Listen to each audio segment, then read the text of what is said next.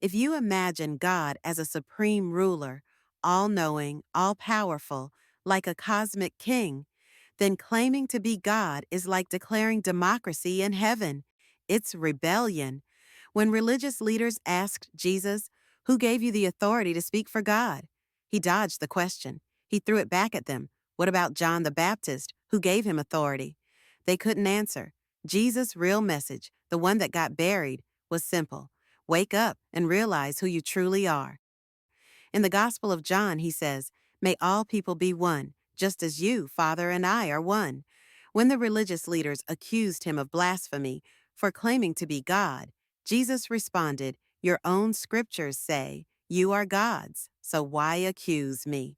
The translation trick in the King James Bible, Jesus says, "I am the Son of God." But the word was added by translators. The original Greek implies a son of God, meaning of the same divine nature. In Hebrew and Arabic, calling someone a son of something means they share its essence. Son of a bitch means bitchy.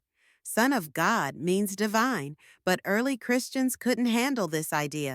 They said, "Fine, Jesus is God, but nobody else gets to be." They put him on a pedestal, making his teachings impossible to follow, the impossible command. Jesus told people, "Don't worry about food, clothes, or money. Trust God like the birds and flowers do." But when's the last time you heard a preacher say that? Never, because it's too dangerous. If everyone lived like that, the economy would collapse. The unfair advantage? People argue Jesus could say these things because he was God's son.